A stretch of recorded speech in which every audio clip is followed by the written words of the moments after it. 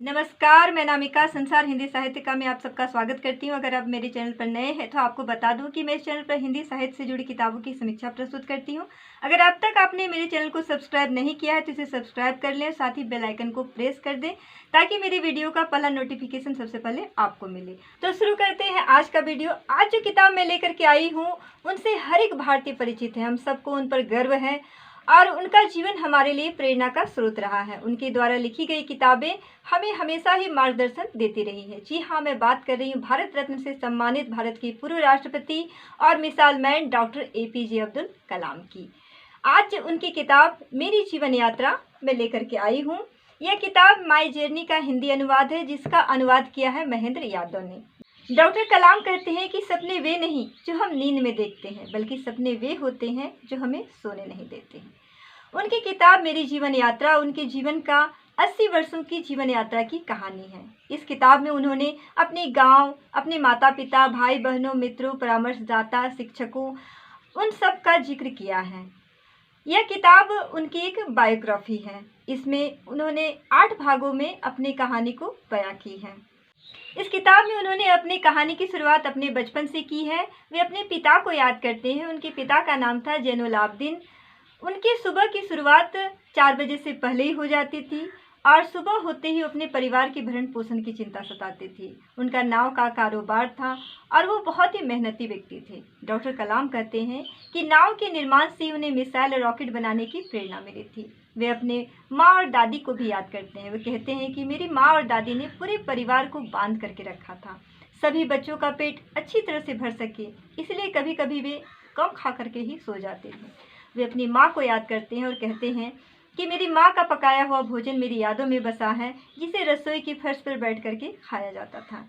वे अपनी बड़ी बहन जोहरा और उनके पति जलालुद्दीन को भी याद करते हैं। जलालुद्दीन को डॉक्टर कलाम अपना गुरु भी मानते थे। MIT में दाखिले के समय उनकी बड़ी बहन ने अपने गहने तक गिरवी रख दिए थे। डॉक्टर कलाम कहते हैं कि उनकी बड़ी बहन अपने परिवार को अच्छी सलाह देती थी और अपने चाहने वालों को बड़ी से बड़ी मुसीबत से निकालने का साहस भी रखती थी।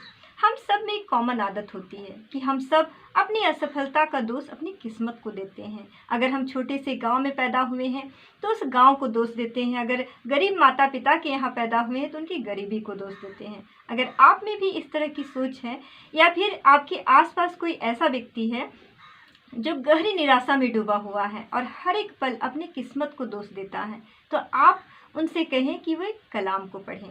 आप में एक सकारात्मक बदलाव अवश्य महसूस होगा। जब आप कलाम को पढ़ेंगे तो आपने भीतर एक बहुत ही एक ऊर्जा का संचार महसूस करेंगे।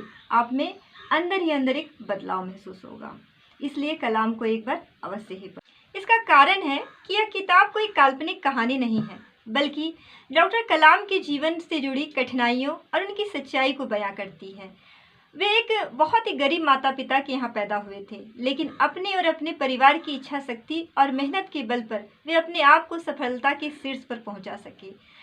डॉक्टर कलाम की दिनचर्या भी बहुत विशिष्ट थी। वे 4 बजे से पहले उठ जाते थे, फिर गणित की ट्यूशन लेते थे, उसके बाद वे कुरान की पढ़ाई करते थे, फिर वहाँ से वे सीधे स्टेशन चले जाते थे और अखबार बांटा करते थे। अखबार बांटने का कारण ये था कि अखबार बांटने के कारण उनकी कुछ आमदनी भी हो जाती थी, जिससे परिवार की आर्थिक मदद हो जाती थी। और सबसे विशेष बात ये है कि ये सब वो ऐसे समय में कर रहे थे जब उनकी उम्र महज 8 वर्ष थी। क्या हम सब इतने मेहनती हैं? क्या हम जब 8 साल के थे तब अपने परिवार के बारे में इतना सोचते थे? कलाम यूं ही महान नहीं माने जाते हैं। क्या किसी 8 साल के बच्चे में इतनी समझदारी हो सकती है कि अपने परिवार के बारे में सोचे, इतनी ज़्यादा मेहनत करे? डॉक्टर कलाम का जीवन सचमुच में बहुत ही अनोखा था। वे पुस्तक प्रेमी भी थे। उनका साहित्य के साथ बहुत ही घनिष्ठ संबंध था। आप सोच रहे होंगे कि डॉक्टर कलाम तो एक साइंटिस्ट थे, तो क्या उनकी साहित्य में भी रुचि हो सकती है? लेकिन ऐसा था, उन्हें कविताएं पढ़ना भी बहुत पसंद था। वे कहते हैं कि जब भी वे जीवन में निर्णय लेने के लिए डगमगाते थे तो किताबों ने ही उन्हें नेक सलाह दी है। डॉक्टर कलाम इस किताब में डॉक्टर विक्रम साराभाई का भी जिक्र करते हुए उन्हें अपना सलाहकार मानते थे। उन्होंने 1998 में हुए परमाणु परीक्षण का भी जिक्र किया है। इस किताब में डॉक्टर कलाम के जीवन से जुड़ी हुई कई घटनाओं का जिक्र किया गया है। सभी घटनाओं को बतलाना तो एक वीडियो में संभव नहीं है, लेकिन मैं 2 घटनाओं का जिक्र अवश्य करूंगी जिन्होंने मुझे बहुत अधिक प्रभावित किया है। सबसे पहली घटना है जब वे तीसरी कक्षा में पढ़ते थे। उनके अध्यापक उन्हें बहुत अच्छे से पढ़ाया करते थे, हर एक विद्यार्थी पर व्यक्तिगत रूप से ध्यान दिया करते थे। लेकिन एक दिन उनकी बदली हो गई और उनके स्थान पर एक नए शिक्षक आए। उस विद्यालय में कभी भी धर्म के आधार पर किसी भी विद्यार्थी के साथ भेदभाव नहीं किया गया था, लेकिन ये जो नए शिक्षक थे वो धर्म के आधार पर विद्यार्थियों के साथ भेदभाव करना शुरू कर दिया। डॉक्टर कलाम हमेशा ही अपने मित्र रामनाथन के साथ बैठते थे। क्योंकि दोनों का धर्म अलग अलग था, इसलिए शिक्षक ने उन दोनों को अलग अलग बैठाया। इस बात से वे दोनों बहुत दुखी हो गए। दोनों ने अपने पिता से इस बात का जिक्र किया। उसके बाद डॉक्टर कलाम के पिता, रामनाथन के पिता और चर्च के पादरी तीनों ने मिलकर शिक्षक को समझाने का प्रयास किया। उन्होंने कहा कि जात पात के आधार पर विद्यार्थियों में विभाजन करना बिल्कुल सही नहीं है, बल्कि धर्म का आधार सद्भाव होना चाहिए। धर्म के आधार पर सबको जोड़ना चाहिए। शिक्षक ने अपनी गलती को सुधारने का वचन दिया और उसे सुधारा भी। इस घटना ने यह सीख दी कि धार्मिक समस्याओं को बातचीत के आधार पर सुलझाया जा सकता है। दूसरी घटना है डॉक्टर कलाम के कॉलेज के जीवन की। कई बार हम कड़ी मेहनत करते हैं, फिर भी हमें असफलता का कड़वा स्वाद चखना पड़ता है। डॉक्टर कलाम के साथ भी ऐसा ही हुआ था जब वे MIT में एरोनॉटिक्स के छात्र थे। उनके विभाग के अध्यक्ष थे प्रोफेसर श्रीनिवासन। उन्होंने 4 छात्रों की एक टीम बनाई थी और डॉक्टर कलाम को उस प्रोजेक्ट पर काम करने को कहा था। चारों ने 1 हफ्ते तक उस डिजाइन पर बहुत मेहनत की, लेकिन जब श्रीनिवासन ने उस डिजाइन को देखा तो बहुत निराश हुए। उन्होंने कहा कि मुझे तुम्हारी डिजाइन देखकर बहुत निराशा हुई। हमें तुमसे बहुत उम्मीद थी, तुम जैसा होनहार छात्र और ऐसा काम। उन्होंने डॉक्टर कलाम को दोबारा उस डिजाइन को बनाने के लिए कहा। डॉक्टर कलाम हक्के बक्के रह गए। इससे पहले उन्हें कभी भी किसी शिक्षक से डांट नहीं मिली थी, लेकिन उन्होंने इसे स्वीकार कर लिया। उन्हें कुछ भी समझ में नहीं आने लगा कि गलती कहाँ हुई।